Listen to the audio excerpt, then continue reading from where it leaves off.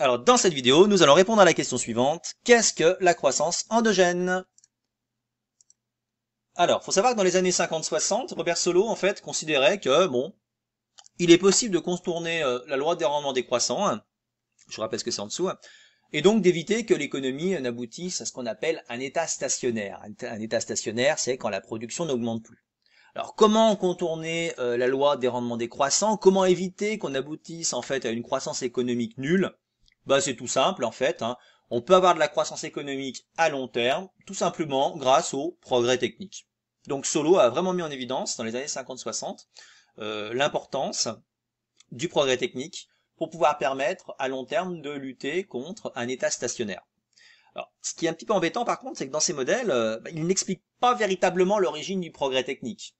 Il dit que c'est un résidu, c'est un petit peu quelque chose qui tombe du ciel, qui n'entre pas dans les calculs des agents économiques et qui finalement n'est pas intégré dans les politiques économiques des États. En fait, c'est une variable qui est extérieure, qui est exogène. C'est pas quelque chose qu'on intègre directement dans le modèle pour permettre d'expliquer à long terme la croissance économique. C'est bien, mais il faut savoir qu'à partir des années 80, le rôle clé du progrès technique dans la croissance économique a été largement approfondi avec de nouvelles théories qui se sont développées, que l'on appelle donc les théories de la croissance endogène. Alors, il faut savoir qu'en fait, les théoriciens de la croissance endogène, que ce soit Romer, Lucas et compagnie, considèrent que la croissance économique est un phénomène qui est auto-entretenu, c'est pour ça que je vous ai mis une boule de neige en fait sur le premier écran, est un phénomène qui est auto-entretenu et qui s'appuie sur le progrès technique, qui s'appuie sur le fait que les comportements des agents économiques vont avoir un rôle fondamental dans l'obtention du progrès technique. En fait, ce sont les décisions des agents économiques qui vont permettre d'obtenir du progrès technique et par là même, conformément à ce que disait Solow, d'obtenir in fine, à long terme, une croissance économique. Cette croissance, on la qualifie d'endogène parce qu'en fait, c'est un phénomène qui est volontaire. L'entrepreneur, les pouvoirs publics vont avoir un rôle clé dans ce modèle-là, dans ces modèles-là, pour pouvoir obtenir du progrès technique. Et donc, c'est un phénomène qui est volontaire, qui est auto-entretenu. Autrement dit, on a continuellement davantage de croissance économique, qui est auto-entretenu par l'accumulation de 4 facteurs.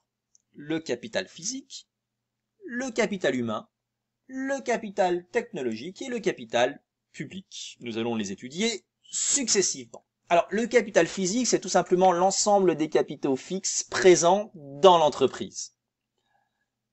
Le capital physique, évidemment, repose sur l'investissement. En utilisant des machines plus perfectionnées, les travailleurs vont augmenter leur efficacité. On va ainsi obtenir des rendements qui seront croissants. Le niveau de qualification des travailleurs qui va également augmenter puisqu'ils vont devoir travailler sur des machines plus complexes. On va également aboutir à une diffusion des techniques de production les plus performantes à toute l'économie. On va avoir un learning spillover effect, autrement dit, on va avoir justement des entreprises initialement qui vont développer de nouvelles technologies et qui vont avoir un rôle moteur dans l'économie. Les autres entreprises, voyant effectivement que ces méthodes de production fonctionnent, vont adopter les mêmes. Les personnes, évidemment les travailleurs n'ont pas vocation à passer toute leur vie dans une entreprise, ils vont passer d'une entreprise à une autre, contribuant en fait à une diffusion également de toutes ces connaissances au sein de l'économie. Finalement, on va avoir des externalités positives qui vont générer de la croissance économique. Le capital humain, c'est donc l'ensemble des aptitudes valorisables économiquement et incorporées aux individus. Le capital humain comprend le niveau de qualification, l'expérience, l'état de santé, les conditions d'hygiène, etc. Le capital humain va surtout donner un rôle clé à la formation. Lucas distingue en fait 2 types de capital humain. D'un côté, le capital humain volontaire, schooling. Ça correspond en fait au niveau de formation, au diplôme que les individus vont accumuler, qui seront ensuite rentabilisés sur le marché du travail, qui leur permettra d'avoir une certaine efficacité productive. Et d'un autre côté, on a le capital humain involontaire, learning by doing. Autrement dit, c'est tout ce qui repose sur l'expérience, le fait de répéter des mêmes gestes, le fait de pouvoir travailler longtemps pour produire un bien donné, va permettre de développer des effets d'apprentissage qui vont tirer la productivité vers le haut. Donc, si on a une augmentation du stock de capital humain, on voit qu'on a directement une hausse de la productivité du travail, qu'en plus, cela va favoriser l'émergence, l'apparition d'innovations. Tout cela a bien évidemment un effet positif sur la croissance économique. Le capital technologique, c'est l'ensemble des inventions, des innovations qui découlent des activités de recherche des agences économiques. La recherche et développement constitue une activité à rendement croissant, ce qui signifie qu'en fait, ça va permettre d'améliorer l'offre, d'améliorer le système productif. En améliorant le système productif par intégration de davantage de progrès techniques, ça va permettre de continuellement accroître la productivité. C'est en cela que c'est une activité à rendement croissant avec une productivité qui augmente continuellement. Donc, finalement, la recherche et développement va permettre d'un côté de stimuler l'offre grâce à des innovations de procédés. On va mettre au point de nouvelles façons de produire, de nouvelles machines, des chaînes de montage, etc., qui vont permettre donc de gagner en productivité.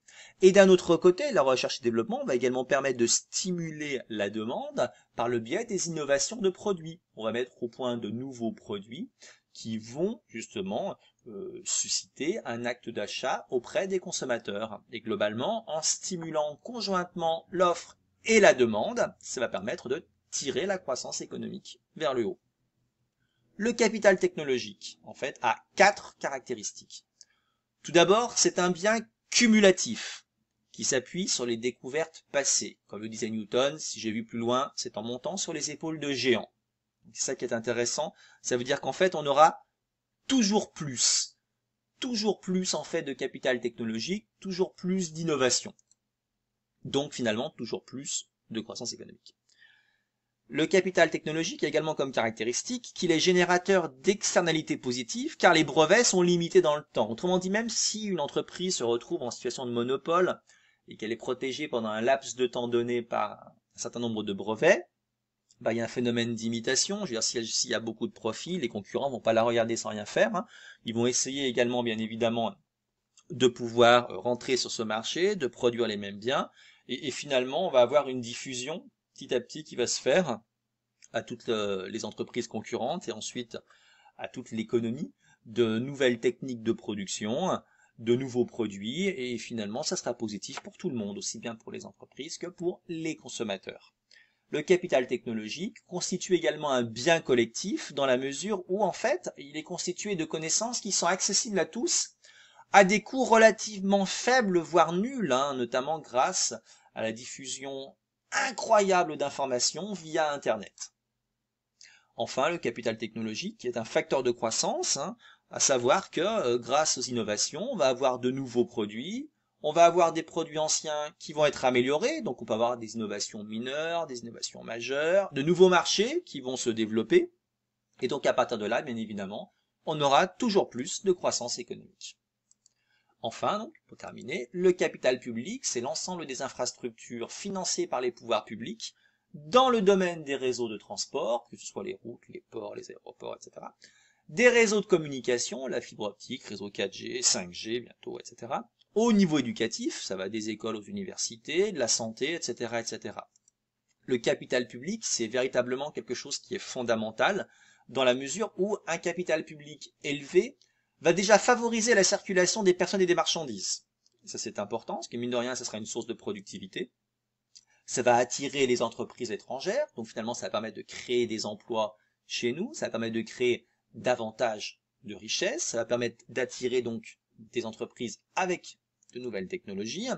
Ça va permettre également de former une main-d'œuvre qui sera plus qualifiée, qui sera en meilleure santé. Ça va stimuler donc également la recherche-développement, ça va favoriser les innovations.